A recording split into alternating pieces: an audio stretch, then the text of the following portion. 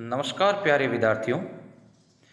JNU के old question paper series की श्रृंखला में आप सबका स्वागत है। आज का वीडियो बीए फाइनल इतिहास प्रथम प्रश्न पत्र का रहेगा। इस वीडियो में आपको अति लघुतरात्मक प्रश्नों के उत्तर के साथ साथ लघुतरात्मक और निबंधात्मक प्रश्नों के उत्तर भी देने की कोशिश की गई है। तो आप इस वीडियो को अंतिम तक ज़रूर देखें और इस वीडियो को देखने के बाद आपको आपके सिलेबस का 80 से 90% कोर्स है वो उपलब्ध हो जाएगा।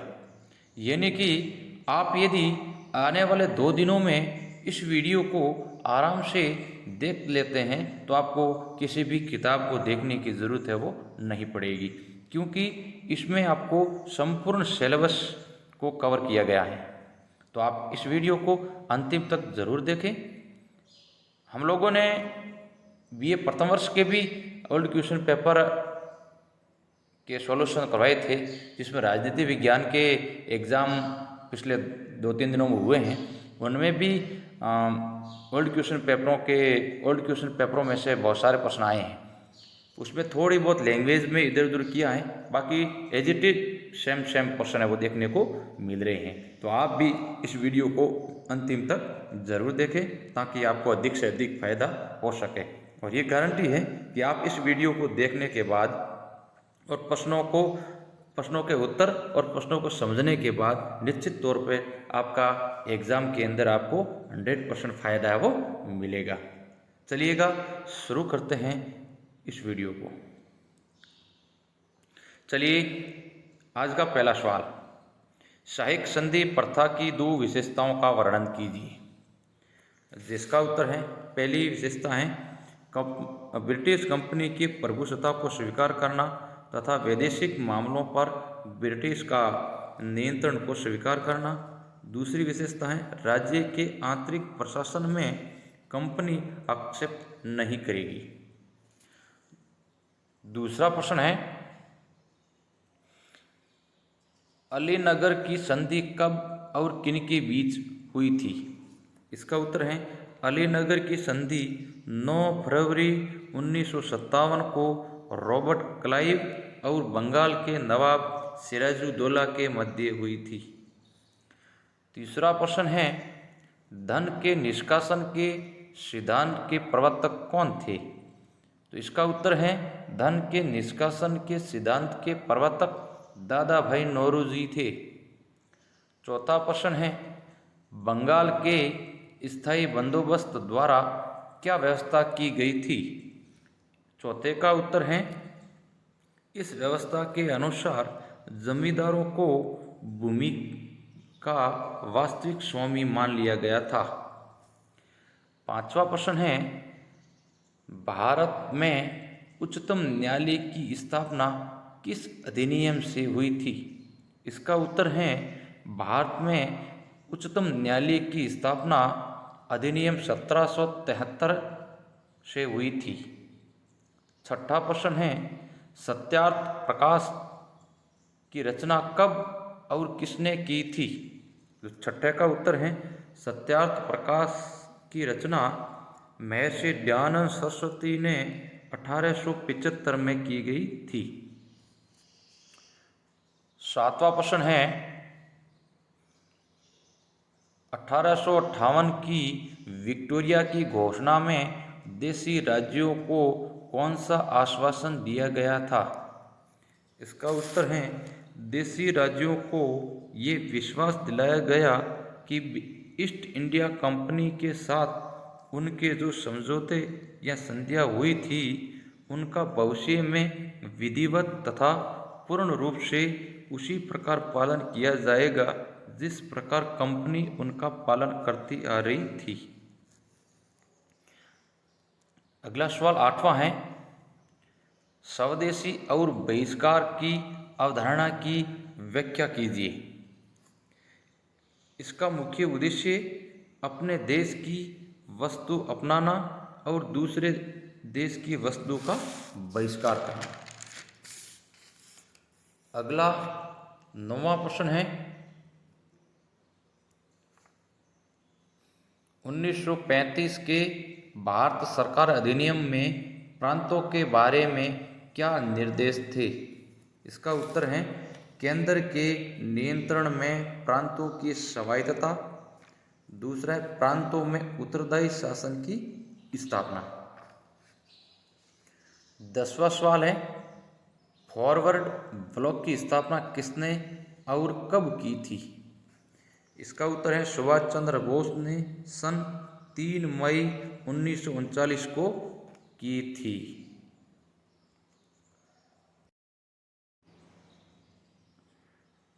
अगला भाग ब, इकाई फर्स्ट, पहला प्रश्न, सालबाई की संधि का क्या महत्व है? इसका उत्तर देखिएगा, आप आराम से सुनिएगा ताकि आपको इसका उत्तर है वो समझ में आ सके।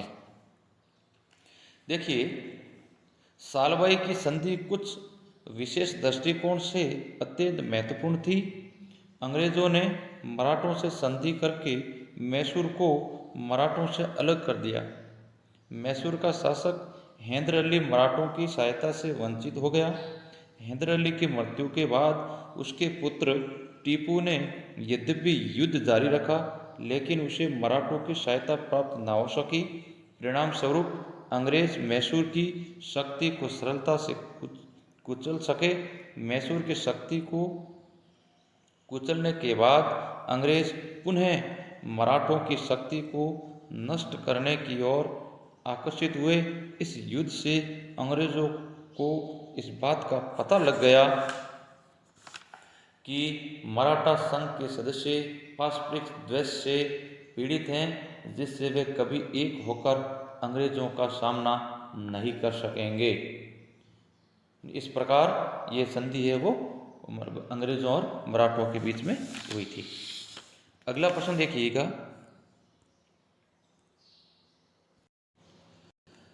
अगला है सहायक संधि के स्वरूप की व्याख्या कीजिए। तो इसका उत्तर देखिएगा, वेलेजली ने जिन शासकों के साथ सहायक संधि की थी उन सभी की अधिकांश शर्तें एक जैसी थी। सहायक संधि की मुख्य शर्तों का उल्लेख निम्न प्रकार से किया जा सकता है। नंबर 1 देखिएगा, जो भारतीय शासक इस संधि को स्वीकार करता उसे अनिवार्यतः कंपनी का प्रभुत्व स्वीकार करना पड़ता था। उस राज्य के वैदेशिक मामले पर कंपनी का नियंत्रण स्थापित हो जाता। इस संधि को स्वीकार करने वाला राज्य कंपनी सरकार की अनुमति के बिना न तो किसी राज्य न किसी अन्य शासक से युद्ध कर सकता था और न किसी इस प्रकार का राजनीतिक समझौता कर सकता था। इस प्रकार संधि करने वाले राज्य की बाह्य स्वतंत्रता समाप्त हो गई थी। दूसरा देखिए, इस संधि को स्वीकार करने वाला राज्य अंग्रेजों के अतिरिक्त अन्य किसी यूरोपियन को अपने यहाँ नौकरी में नहीं रख सकता था। तीसरा है इसका, इस संधि को स्वीकार करने वाले राज्यों को अपने राज्य में कंपनी की एक सेना रखनी पड़ती थी। उस सेना का समस्त व्यय उस राज्य को देना पड़ता था। अगला पॉइंट है, इस संधि को स्वीकार करने वाले राज्य को कंपनी के एक राजनीतिक प्रतिनिधि को, जिसे रेजिडेंट अथवा पॉलिटिकल एजेंट कहा जाता था, अपने राज्य में रखने की स्वीकृति देनी पड़ती थी। इस प्रकार ये सहायक संधि थी।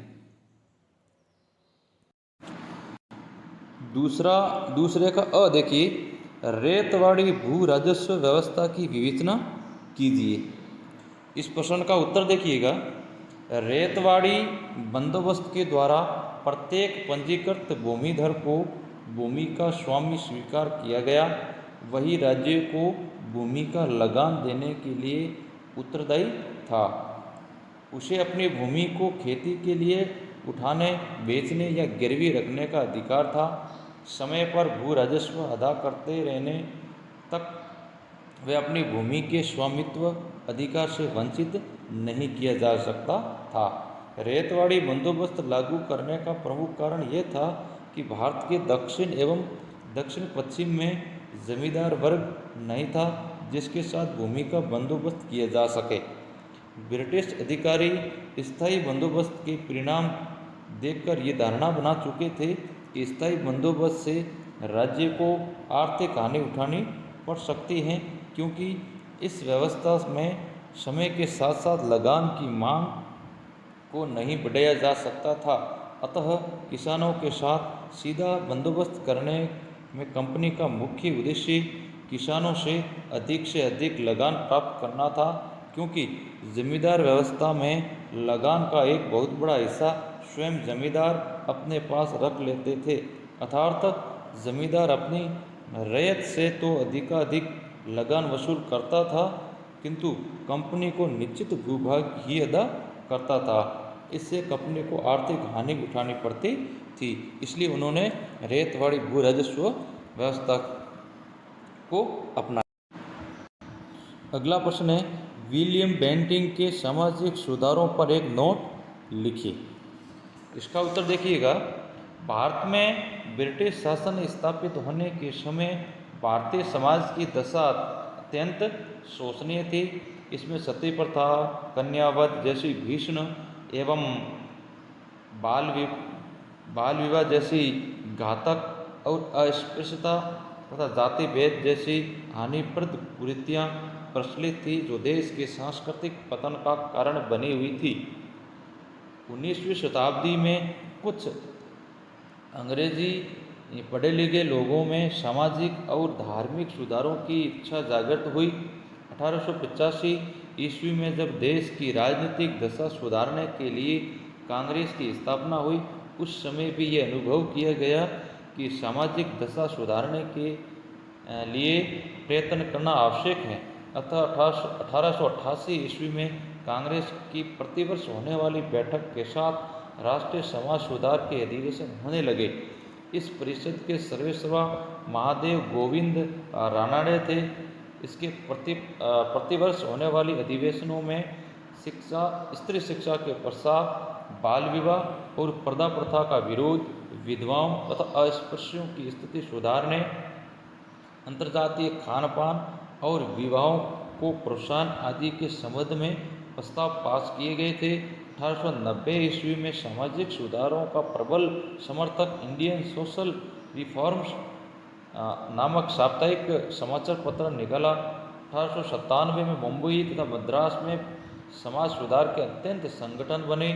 20वीं शताब्दी में समाज सुधार का कार्य पहले आर्य समाज फिर कांग्रेस द्वारा हुआ। महात्मा गांधी ने हरिजनों द्वारा और मादक द्रव्य निषेध पर बहुत बल दिया।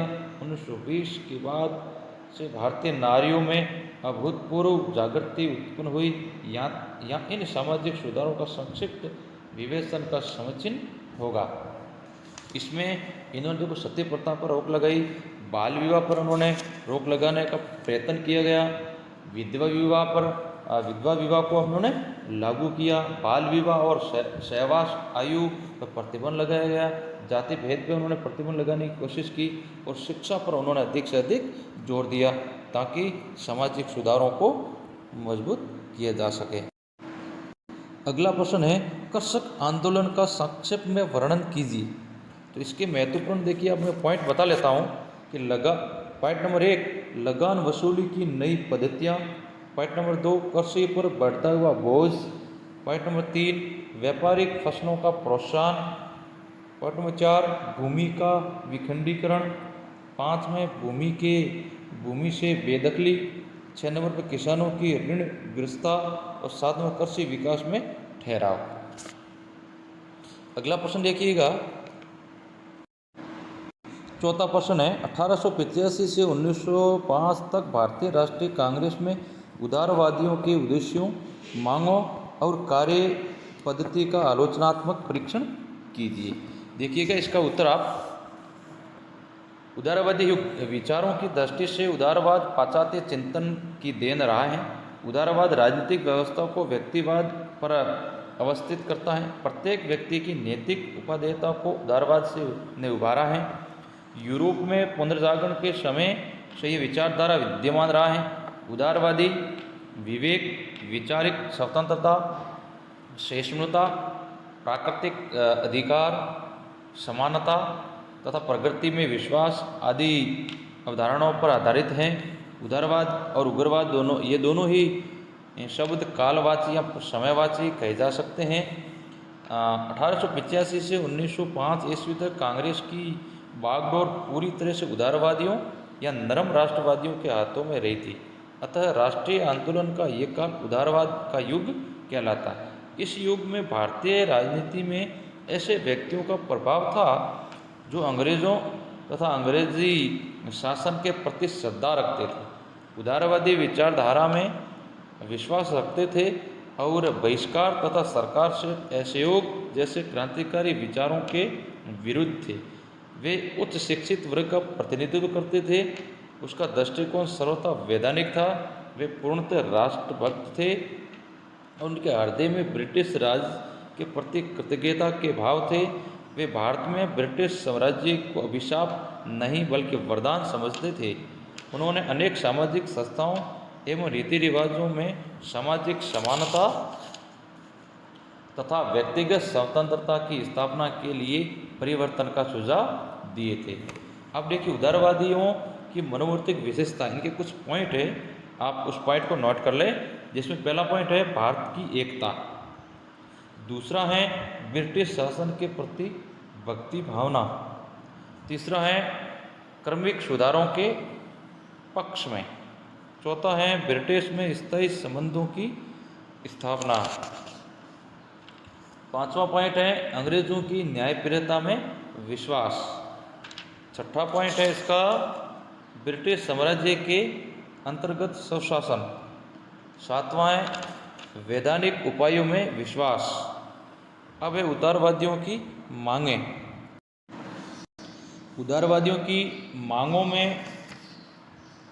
मांगों की बात करें तो इसकी पहली मांग थी राजनीतिक मांगें, दूसरी थी नागरिक अधिकारों की सुरक्षा की मांग, तीसरी थी संवैधानिक सुधार और स्वशासी शासन की मांग, चौथा था सेवाओं में भारतीयकरण की मांग, पांचवा धन निष्कासन और रोका जाए, छठी मांग थी इनकी भारतीय उद्योगों को संरक्षण दिया जाए, सातवीं मांग थी श्रमिकों की दशा सुधारने की मांग, आठवीं थी कृषि एवं कृषकों की दशा सुधारने की मांग और नवीं थी अन्य मांग। अन्य मांगों में उनकी थी मांगों के अलावा सिंचाई की उचित व्यवस्था, कृषि बैंकों की स्थापना, कुटीर उद्योगों को प्रोत्साहन, भारत में सैनिक कॉलेजों की स्थापना, प्रिवी काउंसिल में भारतीयों को प्रतिनिधित्व, पुलिस व्यवस्था में सुधार, विदेशों में रहने वाले भारतीयों की रक्षा आदि के संबंध में भी प्रस्ताव पास है वो किए गए।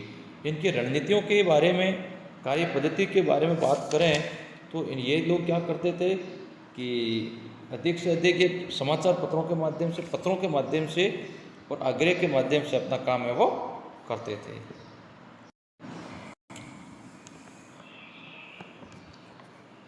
अगला प्रश्न है 1916 में लखनऊ संधि का आलोचनात्मक परीक्षण कीजिए। तो लखनऊ संधि क्या है इसके बारे में थोड़ा अध्ययन कर लेते हैं। देखिए लखनऊ संधि देखिएगा 1911 के बाद लीग के दृष्टिकोण में परिवर्तन आने लगा। उधर कांग्रेस भी अपने उद्देश्यों की पूर्ति के लिए मुसलमानों का सहयोग चाहती थी। फलस्वरूप 1916 में कांग्रेस और मुस्लिम लीग के मध्य समझौता हो गया, उसे लखनऊ समझौता कहा जाता है। समझौता कराने में बाल गंगाधर तिलक और राष्ट्रवादी जिन्ना की अहम भूमिका रही। इस समझौते की दो प्रमुख बातें थी, जिसमें पहला है मुस्लिम लीग ने भी कांग्रेस की तरह भारत को उत्तरदायित्वपूर्ण शासन देने की मांग की, और दूसरा है महत्वपूर्ण अल्पमत वालों के, इन खासकर मुसलमानों के पृथक निर्वाचन मंडल की प्रथा को कांग्रेस ने स्वीकार कर लिया और विभिन्न प्रांतों में उनके अनुपात को भी मान लिया गया। यानी लखनऊ समझौते में मुख्य बात ये हो गई कि कांग्रेस ने मुसलमानों को जो पृथक निर्वाचन दिया था 1909 में पार्लियामेंटों के माध्यम, उसको उन्होंने लखनऊ संधि के द्वारा उसको स्वीकार कर लिया गया। ठीक है, आगे देखते हैं। पांचवा 1919 के अधिनियम की प्रमुख विशेषताओं को रेखांकित कीजिए। जिसका देखिए भारत सरकार अधिनियम 1919 है। नवंबर 1917 में भारत सचिव मॉन्टेग्यू दिल्ली आए। उन्होंने गवर्नर जनरल चेम्सफोर्ड के साथ भारत के प्रमुख नगरों का दौरा किया और इस अधिनियम को मॉन्टेग्यू चेम्सफोर्ड अधिनियम भी कहा गया। इसके मुख्य बिंदु देख लीजिएगा। इसमें पहला देखिए विशेषता देखिएगा, जहाँ तक संभव हो स्थानीय संस्थाओं पर जनता के निर्वाचित प्रतिनिधियों का नियंत्रण हो, भारत सरकार का कम से कम नियंत्रण हो। दूसरा है प्रांतों में आंशिक उत्तरदायी सरकार स्थापित की जाए और प्रांतों को पहले की अपेक्षा अधिक शक्तियाँ दी जाए। तीसरा है भारत सरकार की ब्रिटिश संसद के प्रति जिम्मेदारी ज्यों की त्यों बनी रहेगी, किंतु केंद्रीय विधान परिषद का विस्तार किया जाए ताकि ये भारत सरकार को पहले से अधिक प्रभावित कर सके। आगे हैं भारत सरकार पर भारत सचिव का नियंत्रण कुछ ढीला कर दिया जाए। पांचवा है सिख, ईसाई और आंग्ल भारतीयों को भी अलग प्रतिनिधित्व दिए जाए। इस रिपोर्ट के आधार पर ब्रिटिश संसद में एक विधेयक प्रस्तुत किया गया जिसे 1919 में पारित हुआ। इसे भारत सरकार अधिनियम 1919 या मॉन्टेग्यू चेम्सफोर्ड सुधार अधिनियम भी कहा जाता है। इसका वो है भारतीय विभाजन पर एक लेख लिखी। इसका मैं आपको कुछ पॉइंट है वो आपको बता लेता हूँ। जो भारत विभाजन के लिए उत्तरदायी परिस्थितियाँ देख लीजिएगा। सबसे पहले सांप्रदायिक दंगे, मुस्लिम लीग ने पाकिस्तान प्राप्त करने के लिए सीधी कार्रवाई शुरू करके सांप्रदायिक दंगे का सूत्रपात किया, यानी इसके बारे में आपको कुछ लिखना है। दूसरा पॉइंट है अंग्रेज प्रशासकों के नियंत्रण। तीसरा पॉइंट अविलंब स्वतंत्रता की लालसा। चौथा है कांग्रेस की त्रुटिपूर्ण नीति। पांचवा है सशक्त भारत की इच्छा। छठा है जिन्ना की हठधर्मिता। सातवां अंतरिम सरकार की असफलता। आठवां माउंटबेटन का प्रभाव। यानी कुल 8 पॉइंट हैं। इन पॉइंटों की आपको व्याख्या है वो करनी है। अब आपके सामने पार्ट सी में आपको 3 प्रश्न करने हैं। प्रत्येक प्रश्न है वो 15 अंक का है। तो मैं आपको ये बहुत बड़ा निबंधात्मक प्रश्न है, इसको 500 शब्दों उत्तर देना होता है। इसको मैं कुछ महत्वपूर्ण आपको पॉइंट है वो बता लेता हूँ। इसका दूसरा प्रश्न देख लीजिएगा।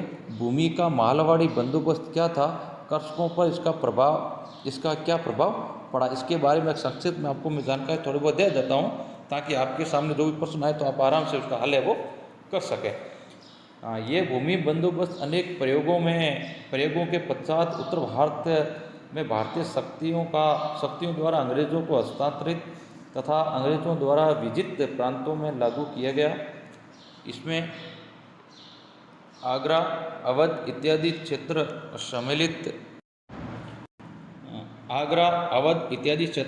शामिल थे। इस बंदोबस्त में भूमि कर की इकाई किसान का खेत नहीं बल्कि ग्राम या महल माना गया, यानी पूरे गांव को एक इकाई के रूप में मान लिया गया। गांव की समस्त भूमि समस्त ग्राम सभा की सम्मिलित रूप से होती थी, जिसे भागीदारों का समूह कहते थे। भूमि कर देने के लिए यही समूह उत्तरदायी रहता था। दूसरे शब्दों में सरकार के द्वारा कुछ गांवों को महल में एकत्र करके एक महल का लगान निश्चित कर लिया जाता था और इस लगान को गांव में विभाजित कर लिया जाता था।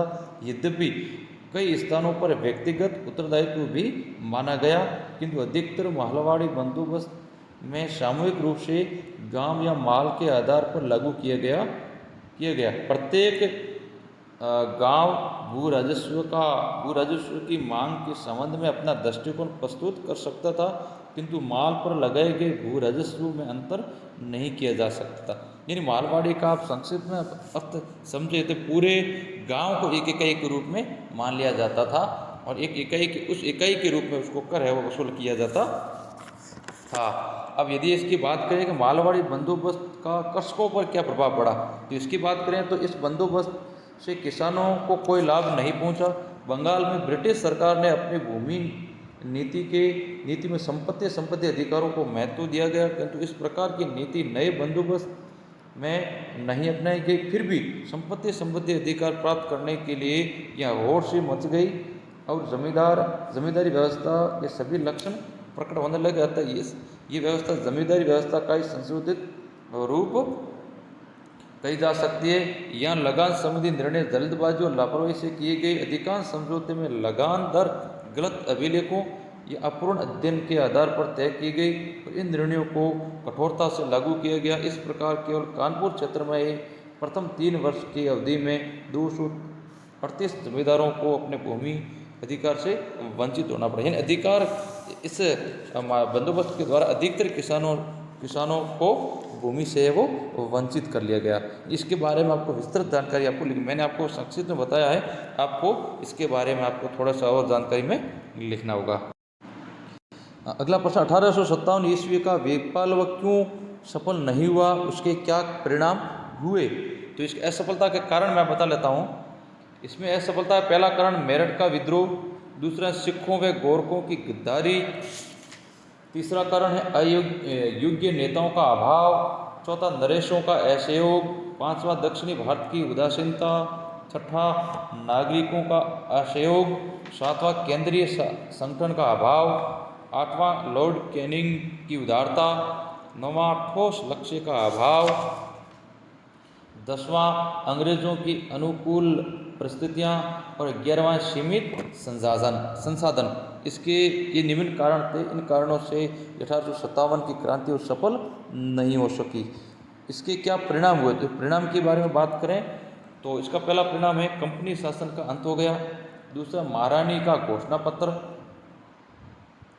यानी महारानी का घोषणा पत्र जारी किया जिसमें भारत में जितना अंग्रेजों का राज्य है उसके अधिक विस्तार की अब कोई इच्छा नहीं है, भविष्य में राज्य विस्तार नहीं किया जाएगा। देशी नरेशों व नवाबों के साथ जो समझौते और प्रबंधन हुए उनका ब्रिटिश सरकार सदा आदर करेगी, उसके अधिकारों की सुरक्षा करेगी। धार्मिक सहिष्णुता में स्वतंत्रता की नीति का पालन किया जाएगा, भारतीयों के साथ स्वतंत्रता का व्यवहार किया जाएगा, उनके कल्याण के लिए कार्य किए जाएंगे, प्राचीन रीति रिवाजों संपत्ति आदि का संरक्षण किया जाएगा, सभी भारतीयों को निष्पक्ष रूप से कानून का संरक्षण प्राप्त होगा, बिना किसी पक्षपात से शिक्षा सच्चरित्रता और योग्यता अनुसार सरकारी नौकरी प्रदान की जाएगी। ये महारानी की घोषणा पत्र था। तीसरा परिणाम निकला सेना का पुनर्गठन हो गया। चौथा है सांप्रदायिकता एवं घृणा की उत्पत्ति हुई। पांचवा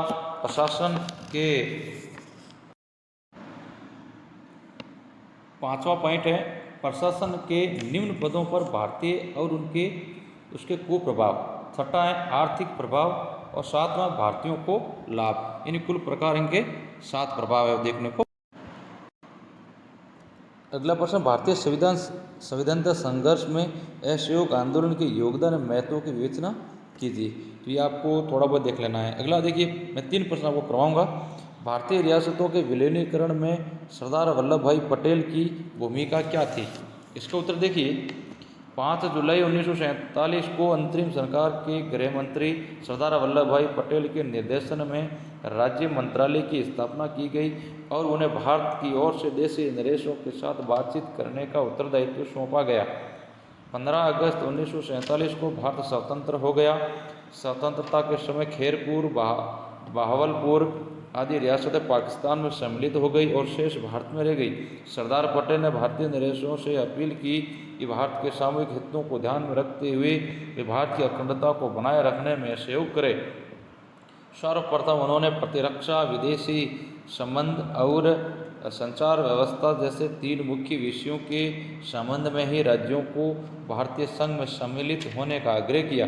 उन्होंने नरेशों को ये विश्वास दिलाया कि भारतीय कांग्रेस राज्य के आंतरिक मामलों में किसी प्रकार का हस्तक्षेप नहीं करेगी। उन्होंने राजाओं की सांस्कृतिक भावनाओं को जागृत करते हुए उनके आर्थिक हितों की वकालत करते हुए मैत्री और सद्भावना का हाथ बढ़ाया। सरदार पटेल को इस कार्य में लॉर्ड माउंटबेटन, राज्य मंत्रालय के सचिव वीपी मेनन और राजाओं की परिषद चैम्बर ऑफ प्रिंसेस के चांसलर महाराजा पटियाला को पूरा सहयोग मिला।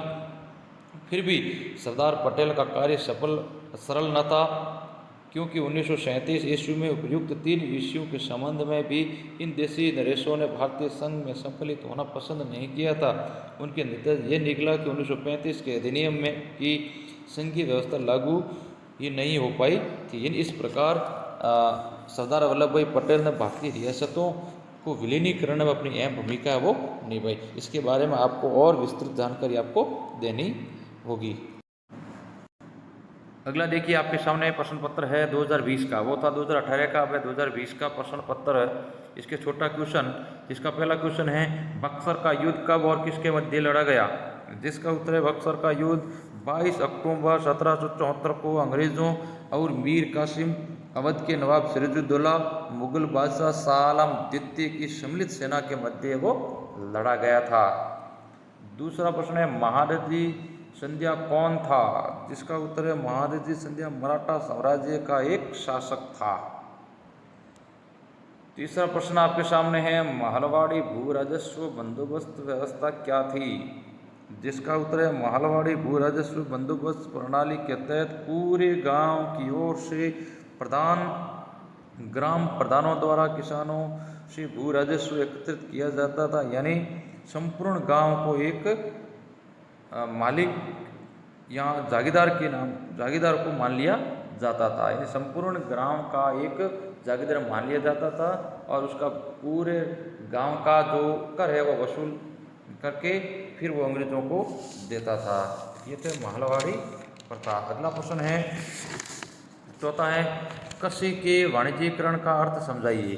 जिसका उत्तर कृषि का वाणिज्यीकरण एक ऐसी प्रक्रिया है जिसके अंतर्गत खाद्यान्न फसलों के स्थान पर बाजार आधारित फसलों को उपजाया जाता था, यानी नकदी फसलों को अधिक से अधिक उपजाया जाता था ताकि अधिक से अधिक वो अंग्रेजों को फायदा मिल सके। अगला प्रश्न है भारत के आधुनिक शिक्षा प्रणाली शुरू करने का श्रेय किसे जाता है। जिसका उत्तर है लॉर्ड मैकाले को। अगला प्रश्न है राजा राम मोहन राय द्वारा प्रकाशित किए जाने वाले बंगाली एवं फारसी समाचार पत्रों के नाम लिखिए। जिसका उत्तर है संवाद कौमुदी, मिरात उल अखबार, बंगदूत आदि। अगला सातवां सवाल है भारतीय राष्ट्रीय कांग्रेस के किन्हीं दो उग्रवादी नेताओं के नाम बताइए। जिसके लाल पाल बाल गंगाधर तिलक, लाला लाजपत राय, विपिन चंद्र पाल। अगला प्रश्न है चोरा चोरी की दुग्ध घटना का संबंध किस आंदोलन से था। तो ये असहयोग आंदोलन से था। 4 फरवरी 1922 को ये घटना है वो घटी गोरखपुर उत्तर प्रदेश में। अगला प्रश्न देखिएगा किस सुधार अधिनियम द्वारा सांप्रदायिक चुनाव प्रणाली लागू की गई थी। तो ये मार्ले मिंटो सुधार अधिनियम 1909। 10वां प्रश्न है पूना पैक्ट समझौता के विचार विमर्श में कौन भारतीय नेता शामिल थे। विश्व महात्मा गांधी और डॉक्टर BR अम्बेडकर, इन्होंने पूना पैक्ट समझौते पर विचार किया था, हस्ताक्षर है वो किए थे। अगला देखिएगा अब भाग वो जिसमें ये इसका 7 अंकों का ये प्रश्न होगा। थोड़े से आपको लंबा उत्तर देना पड़ेगा जिसके उत्तर मैं देने की कोशिश कर रहा हूँ। जिसका पहला प्रश्न आप देखिएगा प्लासी के युद्ध की परिस्थितियों का निरूपण कीजिए। जिसका मैं आपको संक्षिप्त में बता लेता हूँ कि प्लासी के युद्ध की परिस्थिति क्या रही थी। इसमें देखिएगा प्लासी का युद्ध 1757 में हुआ था। प्लासी का युद्ध भारतीय इतिहास का मोड़ बिंदु एवं निर्णायक युद्धों में से एक माना जाता। इस युद्ध के कारण देखिएगा संधि के शर्तों का पूरा न होना, यानी परिस्थितियों के विवश होकर दोनों पक्षों ने संधि तो कर ली थी परंतु शर्तों का पालन करने में किसी ने भी रुचि नहीं ली। सिराजुद्दौला ने अंग्रेजों को मुआवजा देने का वचन दिया था परंतु उसने किसी प्रकार का मुआवजा नहीं दिया था। दूसरा पॉइंट है अंग्रेजों द्वारा नवाब पर रोष लगाना। अंग्रेज लेखकों का मत है कि सिराजुद्दौला ने अपने कुछ निजी पत्रों में अंग्रेजों के शत्रुओं से मित्रता न रखने का आश्वासन दिया था। कंपनी ने इस प्रकार के आश्वासनों को भी संधि का एक अंश मान लिया, जबकि सच्चाई ये थी कि संधि के समय ही नवाब ने इस प्रकार के शर्तों को मानने से इनकार कर दिया था। अगला बिंदु है नवाब के विरुद्ध षड्यंत्र। बहुत से विद्वानों का मानना है कि सिराजुद्दौला के विरुद्ध कुछ प्रभावशाली मुस्लिम सरदार और धनवान हिंदू कुचक्कर रचने लगे हुए थे और जब उन्होंने अंग्रेजों से इसमें सहयोग मांगा तो उन्होंने तत्काल स्वीकृति दे दी। मुस्लिम सरदारों में मीर जाफर, मिर्जा अमीर बेग, हुसैन का प्रमुख थे, जो किसी न किसी रूप से नवाब द्वारा बेइज्जत किए जा चुके थे। अगला देखिएगा, इसका कारण में अगला ये महत्वपूर्ण ये 3 कारण थे जिस कारण से ये पलासी का युद्ध है वो हुआ था। अगला प्रश्न है, आंग्ल मराठा संबंधों में सालवाई संधि 1782 के महत्व की विवेचना कीजिए। इसका उत्तर मैं 2018 के जो प्रश्न पिछले हल हुए उसमें ये दे चुका। ये प्रश्न आपके सामने रिपीट हुआ है। आगे देखिए, अंग्रेजों द्वारा लागू की गई भू राजस्व के रेतवाड़ी प्रथा की विवेचना कीजिए। इस प्रश्न का भी उत्तर मैं पहले आपको दे चुका। ये भी प्रश्न आपके सामने रिपीट हुआ है। वो देखिए, महलवाड़ी बंदोबस्त की प्रमुख विशेषताओं का वर्णन कीजिए। देखिए, महलवाड़ी बंदोबस्त में क्या है, ये भूमि बंदोबस्त अनेक प्रयोगों के पश्चात उत्तर भारत में भारतीय शक्तियों द्वारा अंग्रेजों को हस्तांतरित तथा अंग्रेजों द्वारा विजित प्रांतों में लागू किया गया, जिसमें आगरा, अवध इत्यादि क्षेत्र सम्मिलित थे। इस बंदोबस्त में भूमि कर की इकाई किसान का खेत नहीं बल्कि ग्राम या महल माना गया, यानी पूरे ग्राम को इकाई के रूप में माना गया। गांव की समस्त भूमि समस्त ग्राम सभा की सम्मिलित रूप से होती थी, जिसे भागीदारों का समूह कहते थे। भूमि कर देने के लिए यही समूह उत्तरदायी माना जाता है। ये प्रश्न मैं आपको पहले भी करा चुका हूँ, तो आप उस पहले ये पूर्ण वे सुन चुके हैं, क्योंकि प्रश्न भी रिपीट हुआ है। ऊपर वाला प्रश्न देखिएगा, रेतवाड़ी प्रथा, इसके बारे में आपको थोड़ा बहुत बता लेता हूँ कि रेतवाड़ी बंदोबस्त के द्वारा प्रत्येक पंजीकृत भूमिधरों को भूमि का स्वामी स्वीकार कर लिया जाता था। यानी जो भूमि जिसके पास भूमि थी वही उसका स्वामी मान लिया गया, तो वही राज्य को जमीन का लगान देने के लिए उत्तरदायी था। उसे अपनी भूमि को खेत के लिए उठाने, बेचने या गिरवी रखने का अधिकार था।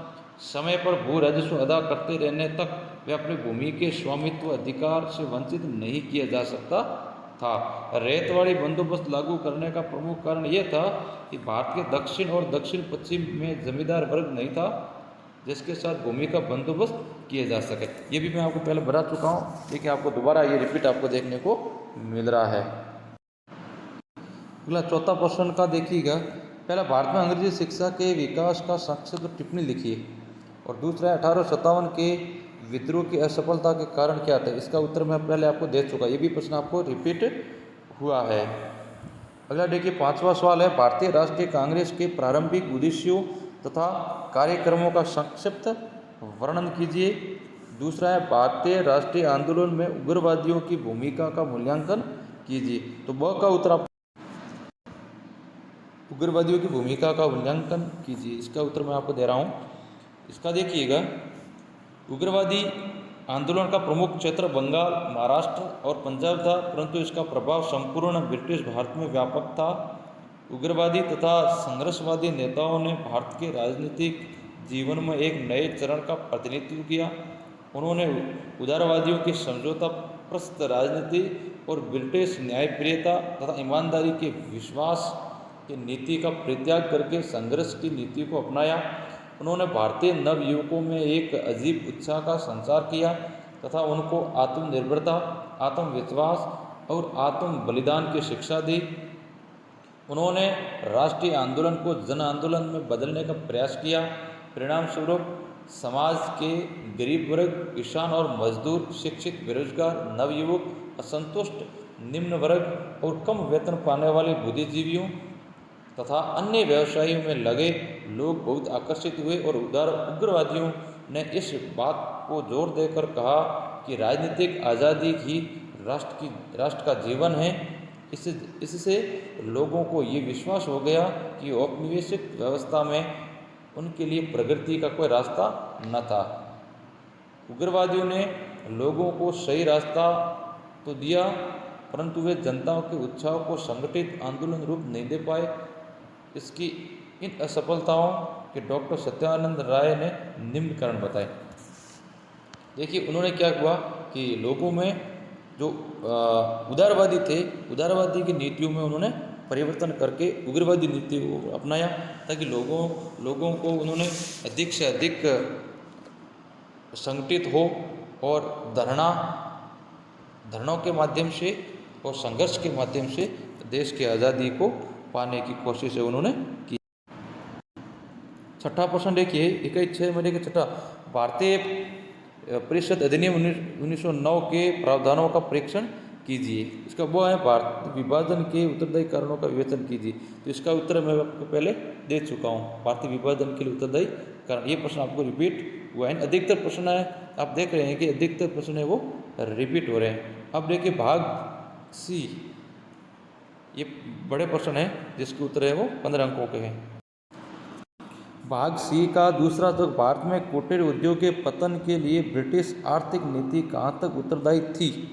इसका मैं आपको कुछ पॉइंट बता लेता हूँ, जिसमें पहला पॉइंट है मुगल सत्ता के विघटन से उत्पन्न स्थिति।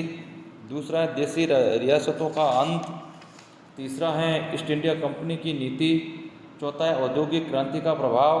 पांचवा भारतीय माल पर ऊंचे कर लगाना। छठे है पाश्चात्य सभ्यता का प्रभाव। सातवां है विदेशी व्यापारियों द्वारा भारतीय कारीगरों का शोषण।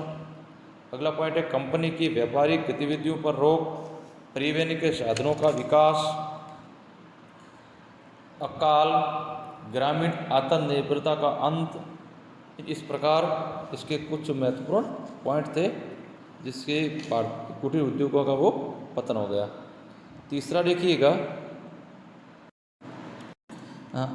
ये तीसरा प्रश्न देखिए, भारतीय समाज के सामाजिक एवं धार्मिक पुनरुत्थान में आर्य समाज के योगदान का आंकलन कीजिए। इसका देखिए सामाजिक सुधार में इसका योगदान देखिए, भारतीय समाज में जाति व्यवस्था शताब्दियों से प्रचलित रही है।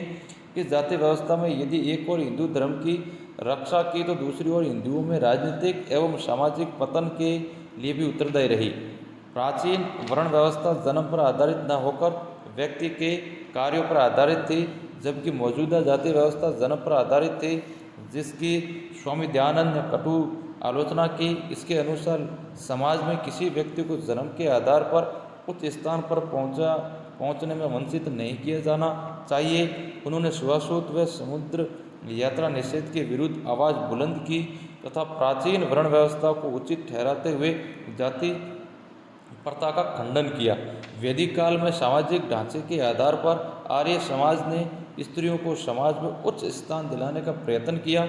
वैदिक काल में स्त्रियों को उच्च शिक्षा प्राप्त करने तथा सामाजिक जीवन में भाग लेने का पूरा अधिकार था। अतः आर्य समाज ने स्त्री शिक्षा की ओर विशेष ध्यान दिया। समाज में स्त्रियों की दशा अत्यंत ही शोचनीय थी। इस कारण बहुविवाह प्रथा तथा बाल विवाह प्रथा था। वैदिक काल में ये प्रथाएं प्रचलित नहीं थी, अतः समाज में स्त्रियों का स्थान बहुत ऊंचा था। इसलिए आर्य समाज में बाल विवाह, बहुविवाह तथा प्रदा प्रथा का घोर विरोध किया। विधवा विवाह एवं स्त्री शिक्षा पर बल दिया। उन्होंने 16 वर्ष से कम आयु की लड़कियों की विवाह बंद करने की बात कही। आर्य समाज ने सती प्रथा को पाप तथा क्रूरता बतलाया और समाज में स्त्रियों की समानता पर बल दिया। ये थे उसके सामाजिक सुधार। इसमें आगे देखिए धार्मिक सुधारों में भी आर्य समाज ने बहुत बड़ा कार्य किया था, जिसमें आर्य समाज ने मूर्ति पूजा, कर्मकांड, बलि प्रथा, स्वर्ग और नरक की कल्पना तथा भाग्य में विश्वास का विरोध किया। उसने वेदों की श्रेष्ठता का दावा किया। वेदों के आधार पर ही हवन, यज्ञ, मंत्रोच्चार, कर्म आदि पर बल दिया। उनका मानना था कि ईश्वर निराकार हैं, अतः मूर्ति पूजा निरर्थक है। उन्होंने अनेकेश्वरवाद और अवतारवाद का विरोध किया। स्वामी दयानंद ने अपने भाषणों में पौराणिक रूढ़ियों और मान्यताओं की निंदा की। उन्होंने हिंदुओं के मोक्ष का समर्थन किया तथा बताया कि ईश्वर की उपासना, अच्छे कर्म और ब्रह्मचार्य व्रत का पालन करके मोक्ष प्राप्त किया जा सकता है। वेदों की व्याख्या उन्होंने इस प्रकार की जिससे कि वेद वैज्ञानिक, सामाजिक, राजनीतिक और आर्थिक सिद्धांतों के स्रोत माने जा सके। आर्य समाज का ये दृढ़ विश्वास था कि कोई भी ऐसा ज्ञान नहीं है जो हम वेदों से प्राप्त नहीं कर सकते। अतः हमें इस्लाम और ईसाई धर्म या पाश्चात्य सभ्यता की ओर देखने की आवश्यकता नहीं है। वेदों की श्रेष्ठता के आधार पर आर्य समाज ने हिंदू धर्म को इस्लाम और ईसाई धर्म के आक्रमणों से बचने में सफलता प्राप्त की है। इस प्रकार आर्य समाज ने भारतीय समाज के विकास में अहम भूमिका अदा वो की थी। अगला प्रश्न है, सविनय अवज्ञा आंदोलन पर लेख लिखिए। इसका मैं आपको संक्षिप्त में आपको पॉइंट बता लेता हूँ। आप इसका व्याख्या है वो, यदि आपके एग्जाम में ये प्रश्न आ जाए तो उसकी व्याख्या आप किस प्रकार करेंगे। सविनय अवज्ञा आंदोलन के कारण देख लीजिएगा। इसका पहला कारण नेहरू रिपोर्ट को अस्वीकार करना, दूसरा कारण है विश्वव्यापी आर्थिक मंदी की मार, तीसरा कारण है सरकार की गलत आर्थिक नीतियाँ, चौथा है श्रमिकों की स्थिति। ये 4 कारण थे जिस कारण से सविनय अवज्ञा आंदोलन की शुरुआत हुई। और इसमें इस आंदोलन की शुरुआत है वो महात्मा गांधी जी के द्वारा दांडी कूच यानी 12 मार्च 1930 को गांधी जी ने 79 कार्यकर्ताओं के साथ साबरमती आश्रम से समुद्र तट पर स्थित दांडी की ओर कूच किया। लगभग 200 मील की यात्रा पैदल चलकर 24 दिन में पूरी की गई। रास्ते में किसानों ने उनका संदेश सुना, उससे प्रभावित होकर कितने ही लोग कांग्रेस के सदस्य बने और कितने ही ग्रामीणों ने सरकारी नौकरियां छोड़ दी। इनकी इस यात्रा ने रास्ते के किसानों में बड़ा जोश पैदा किया। 5 अप्रैल को गांधी जी का जत्था डांडी पहुंचा और 6 अप्रैल को आत्मशुद्धि के उपरांत गांधी जी ने समुद्र तल से नमक उठाकर नमक कानून को भंग किया। उसके बाद इस आंदोलन का आगे प्रारंभ हो गया। गांधी जी द्वारा नमक का कानून भंग करना सारे देश के लिए सविनय अवज्ञा के प्रारंभ का संकेत था। इसके बाद इस आंदोलन की वो शुरुआत हो गई। इस आंदोलन में देखिए उन्होंने कि गांव-गांव में नमक कानून तोड़ा जाए, सरकारी सरकारी स्कूलों कर्मचारी सरकारी कार्यालयों को छोड़ दे, स्त्रियां शराब अफीम में विदेशी कपड़ों की दुकानों पर धरना दे, विदेशी कपड़ों को जलाया जाए, लोग सरकार को टैक्स न दें। इस प्रकार के उन्होंने कार्य किए। उससे इस सविनय आंदोलन को और अधिक मजबूती वो मिली।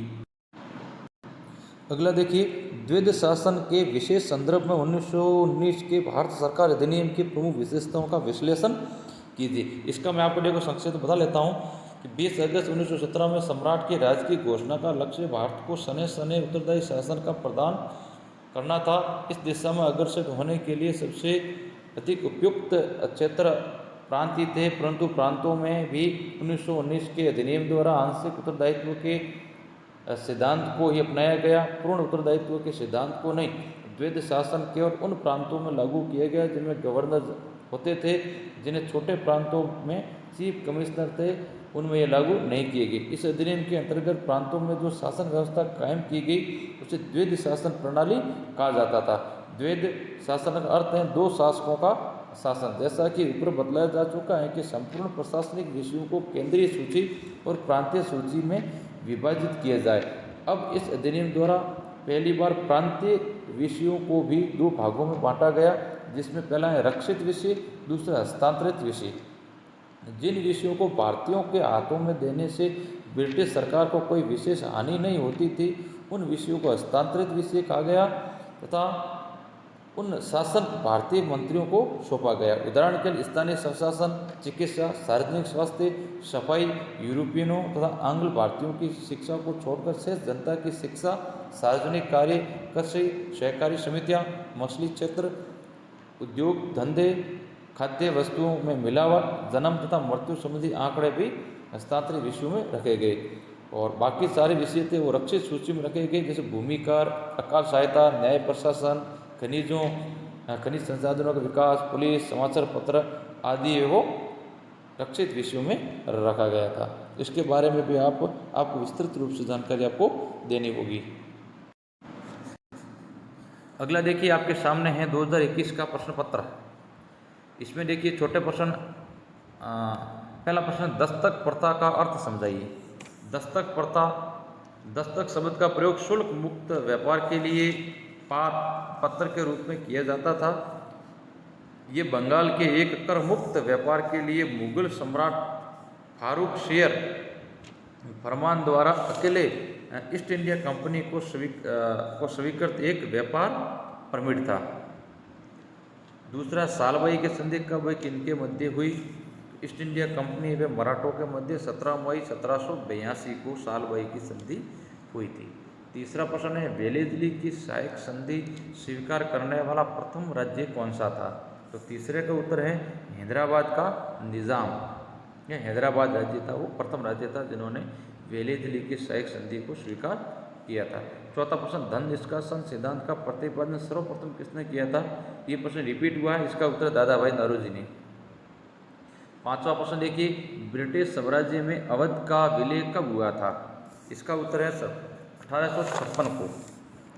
नवा है, कुटीर उद्योगों के पतन के कोई दो कारण बताइए। इसका उत्तर है औद्योगिक क्रांति, भारतीय शासकों का पतन और रेलवे का विकास। सातवां है, नील आंदोलन कब तथा कहाँ हुआ था? तो बंगाल में 1859 को।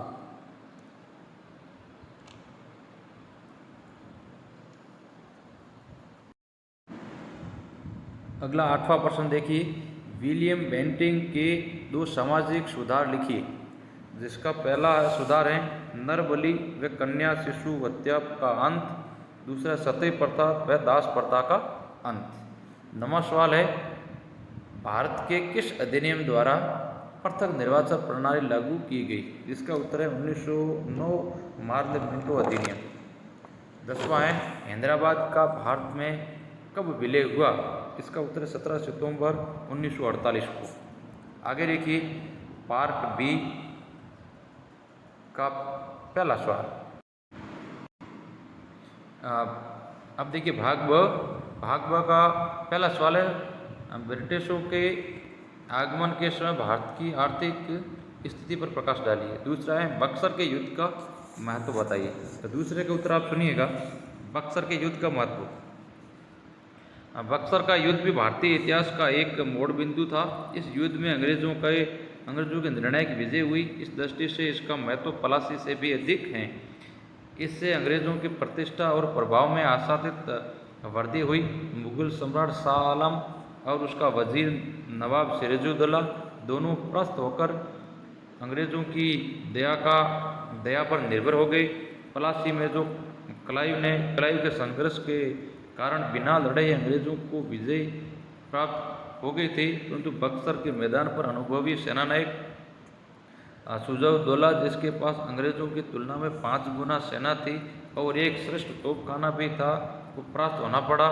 इससे अंग्रेजों की सैनिक श्रेष्ठता प्रमाणित हो गई और भारतीय सैनिकों की सैनिक शक्ति का खोखलापन स्पष्ट हो गया। पलासी के युद्ध में केवल एक नवाब के भाग्य का भरोसा हुआ था और विजय के परिणाम स्वरूप केवल बंगाल के लाभकारी स्रोतों पर कंपनी का अधिकार हुआ था।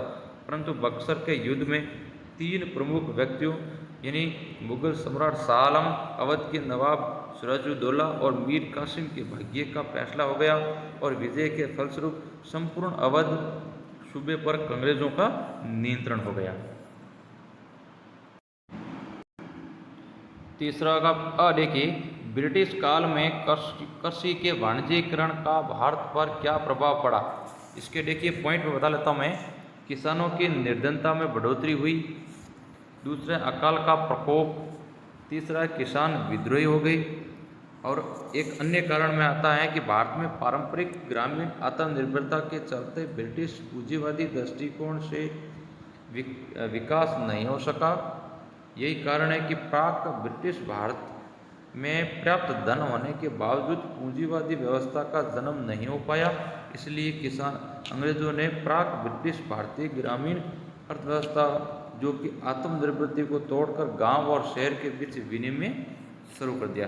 इसका परिणाम यह निकला कि अब ग्रामीण लोग शहर से दैनिक उपयोग की वस्तुएं खरीदने लगे, जिससे ग्रामीण कारीगरों एवं दस्तकारों को ग्राहकी को भारी धक्का लगा और गांवों की आत्मनिर्भरता भी खत्म होती गई। ग्रामीण आत्मनिर्भरता को बनाए रखने में सामंती व्यवस्था की महत्वपूर्ण भूमिका होती थी। ब्रिटिश सरकार ने राज्य की सामंती व्यवस्था को तोड़कर नए आर्थिक वर्गों, जमींदार वर्ग, छोटे काश्तकार वर्ग, खेती और मजदूर वर्ग आदि को जन्म दिया। आगे देखिए, तीसरी इकाई में देखिएगा 1854 के शिक्षा अधिनियम पर संक्षिप्त टिप्पणी देखिए। इसमें आपको देखिएगा कि शिक्षा की नई नीति दूसरा चरण, ये दूसरे चरण में ईस्ट इंडिया कंपनी के द्वारा लागू की गई थी। भारत में ईस्ट इंडिया कंपनी को इंग्लैंड की संसद ने अनुज्ञा पत्र दिया था, जिसकी प्रति 20 वर्ष इंग्लैंड की संसद द्वारा नवीनीकरण किया जाता था। 1813 ईस्वी के अनुज्ञा पत्र के बाद अगले 40 वर्षों में शिक्षा के क्षेत्र में जो समस्या आई, उनमें से कुछ का तो समाधान हो गया और कुछ का होना बाकी था, तथा भारतीय शिक्षा की एक स्थायी नीति का निर्धारण करना था। अतः ब्रिटिश संसद ने 1853 में एक भारतीय शिक्षा की प्रगति की जांच के लिए एक समिति नियुक्त की। इस समिति की रिपोर्ट के आधार पर कंपनी के डायरेक्टरों ने 1854 ईस्वी में अपना शिक्षा घोषणा पत्र जारी किया। इस समय कंपनी के बोर्ड ऑफ डायरेक्टर का अध्यक्ष सर चार्ल्स वुड था और संभवतः उसी के विचारों के आधार पर इस घोषणा पत्र तैयार किया गया था, इसलिए इसको वुड का घोषणा पत्र कहा जाता है। इससे भारतीय शिक्षा के सभी पहलुओं का विस्तार से चर्चा की गई थी, इसलिए भारतीय शिक्षा के इतिहास में वुड के घोषणा पत्र का अत्यधिक महत्व है, जिसकी बातें निम्नलिखित थी। इसमें देखिए उन्होंने निम्न योजना भी चलाई, जिसमें शिक्षा विभाग चलाया, विश्वविद्यालय उन्होंने बनाए, श्रेणीबद्ध विद्यालयों की स्थापना की, निजी शिक्षण संस्थाओं को प्रोत्साहित किया, शिक्षक प्रशिक्षण को शुरू किया, शिक्षा और नौकरियों में बढ़ोतरी की और स्त्री शिक्षा पर उन्होंने जोर दिया। इसका वो देखिए, सामाजिक सुधार में ब्रह्म समाज के योगदान का विवेचन कीजिए। इसका उत्तर देखिएगा, सामाजिक सुधार। राजा राम मोहन राय उच्च कोटि के समाज सुधारक थे। उस समय समाज में अनेक बुराइयां आ गई थी। राजा राम मोहन राय ने उन्हें दूर करने का निश्चय किया। अपनी विधवा भाभी को सती होते देखकर उन्होंने इस बर्बर और अमानुषिक प्रथा के विरुद्ध जबरदस्त आंदोलन छेड़ दिया। परिणाम स्वरूप लॉर्ड विलियम बेंटिंग ने 1829 ईस्वी में कानून बनाकर सती प्रथा को गैर कानूनी घोषित कर दिया। कुछ कट्टरपंथी हिंदुओं ने इस कानून का विरोध करते हुए लंदन की प्रिवी काउंसिल में अपील की, लेकिन राजा राम मोहन राय तथा देवेंद्रनाथ टैगोर ने इस कानून का समर्थन करते हुए प्रिवी काउंसिल को अनेक पत्र लिखे, जिससे कट्टरपंथी हिंदुओं का मनोबल गिर गया और अंत में उनको विजय मिली। इस प्रकार ब्रह्म समाज ने बाल विवाह, बहुविवाह, जाति प्रथा, छुआछूत, नशा आदि सभी कुरीतियों का डटकर विरोध किया तथा समाज सुधार के लिए स्त्री शिक्षा, अंतर्जातीय विवाह, विधवा विवाह आदि का समर्थन किया।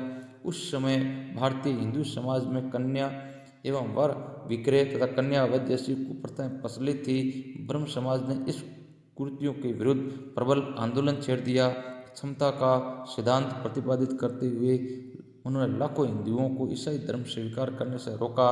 1822 से 1830 के 2 प्रकाशनों द्वारा राजा राम मोहन राय ने स्त्रियों के सामाजिक, कानूनी और संपत्ति के अधिकार पर प्रकाश डाला। इनकी दृष्टि से स्त्री और पुरुष दोनों ही समान थे। इस प्रकार राजा राम मोहन राय ने समाज सुधार के अंदर बहुत ही उल्लेखनीय कार्य वो किए थे। 5वां प्रश्न देखिए, भारत में राजनीतिक जागृति के उदय के कारणों की विवेचना कीजिए। इसके मैं आपको कारण बता लेता हूँ। जिसका पहला कारण सामाजिक एवं धर्म सुधार आंदोलन। इसका दूसरा कारण है यंग बंगाल में प्रवर्तक। तीसरा अंग्रेजी शिक्षा एवं साहित्य। चौथा कारण है पाश्चात्य प्रभाव। 5वां कारण है गैर सरकारी अंग्रेजों की भूमिका। 6वां कारण है यूरोपीय विद्वानों द्वारा भारतीय संस्कृति का गुणगान। 7वां प्रजाति विभेद की नीति। 8वां है कर विरोधी आंदोलन। 9वां है स्वदेशी आंदोलन। 10वां है सिविल सर्विस आंदोलन। 11वां है स्थानीय स्वायत्त शासन का पोषण। 12वां राजनीतिक एवं प्रशासनिक एकता। 13वां आर्थिक शोषण। 14वां यातायात तथा संप्रेषण के साधनों का विकास। 15वां स्वदेशी आंदोलन का प्रभाव। 16 समाचार पत्रों का योगदान। 17 राष्ट्रीय साहित्य। 18 किसानों के सशस्त्र विद्रोह, 19 लॉर्ड लिंटन की प्रतिक्रियावादी नीति, 20 इल्बर्ट बिल विवाद और 21 हैं कांग्रेस के पूर्व की संस्थाओं का योगदान। 21 महत्वपूर्ण कारण थे जिससे राजनीतिक जागृति का वो उदय हुआ। इनमें से कम आपको 7-8 यदि आपको पॉइंट याद हो जाए तो भी आपके लिए भी बहुत सारा सुलभ हो जाए। पांचवें का दूसरा देखिए, 1885 से 1905 के मध्य उदारवादियों की उपलब्धियों का परीक्षण कीजिए।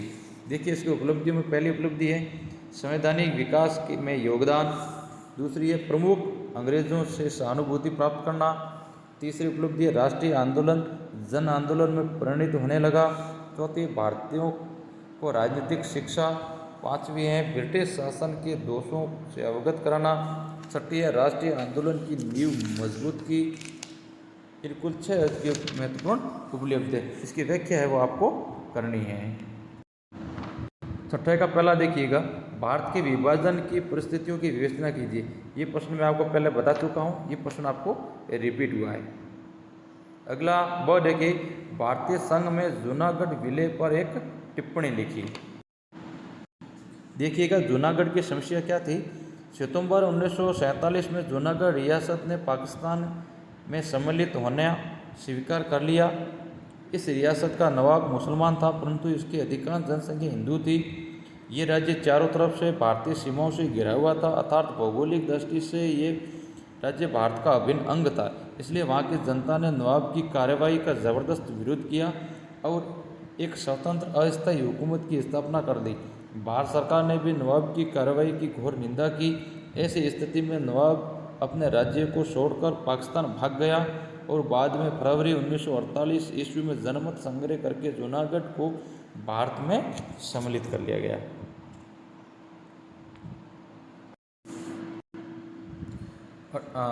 अब भाग सी का देखिए, पहला प्रश्न है, लॉर्ड डलहौजी की गोद निषेध नीति को परिभाषित कीजिए और भारत में ब्रिटिश साम्राज्य के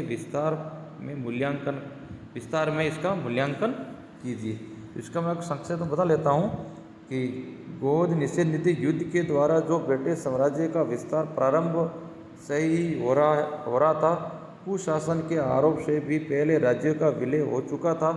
जैसे लॉर्ड विलियम बेंटिंग ने कुर्ग व मैसूर राज्य का विलय किया था। कर्ज के बदले में भी राज्य के भूक्षेत्र कंपनी पहले से ही हथियाती आई थी, किंतु डलहौजी की विशेष गोद नीति द्वारा राज्यों का अपहरण करने की थी। गोद निषेध नीति का अर्थ यह है कि पैतृक वारिस न होने की स्थिति में सार्वभौम सत्ता अपने अधीन या परतंत्र क्षेत्रों को अपने साम्राज्य में मिला सकती थी। डलहौजी का कहना था कि सामान्य नागरिक द्वारा गोद लिया गया पुत्र अपने पिता की व्यक्तिगत संपत्ति का उत्तराधिकारी हो सकता था, किंतु इसी प्रकार से किसी शासक द्वारा गोद लिया गया पुत्र राज्य का शासन करने का अधिकारी या स्वाभाविक रूप से नहीं हो सकता था। दत्तक पुत्र उसी स्थिति में राज्य का शासक हो सकता है जबकि भारत की सर्वोपरि सत्ता की हैसियत से ब्रिटिश सरकार उसके उत्तराधिकारी को स्वीकार करे। यानी गोद निषेध प्रथा का आप शाब्दिक अर्थ समझे तो इसका मतलब राजा का यदि मान लीजिए कोई पुत्र नहीं था और राजा यदि कोई किसी दूसरे भाई के या किसी दूसरे से गोद लेता था तो वो उस राज्य का शासक को नहीं माना जाता था। इस प्रकार लॉर्ड डलहौजी ने एक नीति को अपनाया ताकि अधिक से अधिक राज्य है वो मतलब अंग्रेजों के पास में आ सके। अगला प्रश्न देखिए, लॉर्ड कॉर्नवालिस के स्थायी भूमि राजस्व बंदोबस्त पर लेख लिखिए। इसका मैं आपको संक्षेप में बता लेता हूँ कि इन भूमि का स्थायी बंदोबस्त इन परिस्थितियों में 1786 में लॉर्ड कॉर्नवालिस गवर्नर जनरल बनकर भारत आया। कंपनी के संचालकों ने कॉर्नवालिस को जमींदारों के साथ उदार शर्तों पर समझौता करने का आदेश दिया था ताकि जमींदारों से समय पर या नियमित रूप से भू राजस्व प्राप्त होता रहे। इस समय सर जॉन शोर राजस्व मंडल का अध्यक्ष था जिसने राजस्व संबंधी मामलों के प्राप्त अनुभव प्राप्त कर लिया था। मुख्य रिश्तेदार जेम्स ग्रांट राजस्व अभिलेखों की जानकारी प्राप्त कर रहा था। कुछ ही समय में राजस्व संबंधी मामलों का सैद्धांतिक ज्ञाता बन गया। कॉर्नवालिस को इस अनुभवी अधिकारियों का सहयोग प्राप्त हुआ। इन अधिकारियों के सहयोग से कॉर्नवालिस ने कुछ प्रारंभिक सुधार किए। आर्थिक दृष्टि से जिलों की संख्या घटाकर 35 से 23 कर ली गई। कलेक्टरों को पुनः जिलों में भेज दिया गया। उन्हें दीवानी न्याय का अधिकार भी दे दिया गया।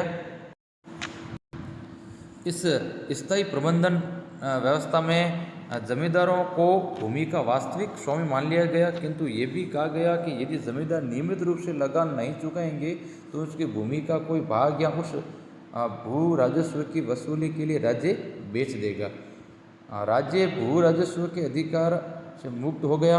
अतः जमींदारों से किसी अन्य कर का दावा नहीं किया जाएगा। जमींदारों से जो राजस्व की दर निश्चित की गई वह 1765 की दर से दुगुनी थी, क्योंकि कंपनी का कहना था कि इस स्थायी प्रबंधन के बाद यदि उत्पादन बढ़ता है और राज्य की समृद्धि होती है तो वे राज्य को इस दर में वृद्धि करने का अधिकार नहीं होगा। न्यायालय से स्वीकृति प्राप्त किए बिना इस दर में वृद्धि नहीं की जा सकेगी। आगे देखिए, आपके सामने 3 प्रश्न और हैं। 19वीं शताब्दी के कृषक विद्रोह की विवेचना कीजिए। आपके अध्ययन काल में हुए दलित वर्ग आंदोलन पर प्रकाश डालिए। भारतीय राष्ट्रीय आंदोलन में आज़ाद हिंद फौज के योगदान की समीक्षा कीजिए। इस प्रकार आपको मैंने बड़े प्रश्नों के उत्तर भी देने की कोशिश की है। यदि आप वीडियो को आराम से सुनेंगे तो निश्चित रूप से आपका एग्ज़ाम है वो अच्छा जाएगा। बहुत प्रयास किया है ताकि आपको अधिक से अधिक मैटेरियल उपलब्ध करवा सके। बहुत बहुत धन्यवाद। जय हिंद।